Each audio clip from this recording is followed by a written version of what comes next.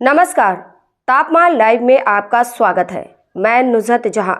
तापमान लाइव की महामुकाबला 2024 संवाद श्रृंखला की इस प्रस्तुति में चर्चा औरंगाबाद संसदीय क्षेत्र के चुनाव की। इस तथ्य से हर कोई वाकिफ है कि बिहार के चुनाव में जन सरोकार से जुड़े मुद्दे अलंकार की तरह होते हैं।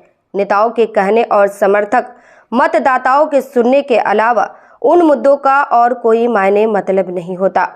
चुनाव की राजनीति और रणनीति जाति पर आधारित होती है, इसलिए इधर उधर न भटक तापमान लाइव की इस पेशकश में सीधे जातीय समीकरण की बात की जा रही है। औरंगाबाद संसदीय क्षेत्र से संबंधित पूर्व की प्रस्तुति में चुनावी आंकड़ों पर आधारित विश्लेषण था। उसके दूसरे हिस्से में जातीय ध्रुवीकरण की चर्चा की जा रही है। मसलन इस संसदीय क्षेत्र में किस जाति की कितनी आबादी है, राजनीतिक रुझान क्या है, किस राजनीतिक दल से जुड़ाव है, चुनावों पर उसका क्या असर पड़ता है, इस बार क्या पड़ सकता है आदि। पहले विभिन्न जातियों की आबादी क्या है यह जानते हैं। वैसे जातियों की आबादी का क्षेत्रवार कैसा कोई आधारिक आंकड़ा उपलब्ध नहीं है जिससे विश्वसनीय माना जाए। अनुमानित आंकड़ों पर भरोसा करें तो औरंगाबाद संसदीय क्षेत्र में राजपूत बिरादरी की बड़ी संख्या है। वहां का इतिहास भी है कि स्वतंत्र भारत में प्रथम चुनाव से लेकर 2019 के चुनाव तक इसी समाज के सांसद निर्वाचित होते रहे हैं। इस कारण इसे मिनी चित्तौड़गढ़ कहा जाता है। राजपूत मतों की संख्या 3 लाख के आसपास रहने की बात कही जाती है। दूसरी बड़ी आबादी यादव समाज की है। इसके मतों की संख्या भी लगभग राजपूतों की जितनी ही है, तकरीबन 3 लाख।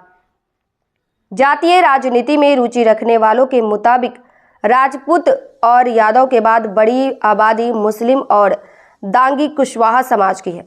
2 लाख के आसपास मुस्लिम मत है तो 1.25 लाख के करीब दागी कुशवाहा। 20,000 की संख्या वाले कुर्मी मत प्रभावकारी भूमिका में नहीं है। ब्राह्मण व भूमिहार मतों की अनुमति संख्या लगभग 1.5 लाख। अलग अलग इतनी ही संख्या में रविदास और पासवान मत है। 2.25 लाख वैश्य मतदाता है। शेष अन्य जातियों के हैं। उनमें कहार और मुसहर समाज के मतों की संख्या अधिक बताई जाती है। बात अब इन जातियों के राजनीतिक रुझान और दलों से जुड़ाव की। अपवाद हर जगह होते हैं, इस मामले में भी होंगे।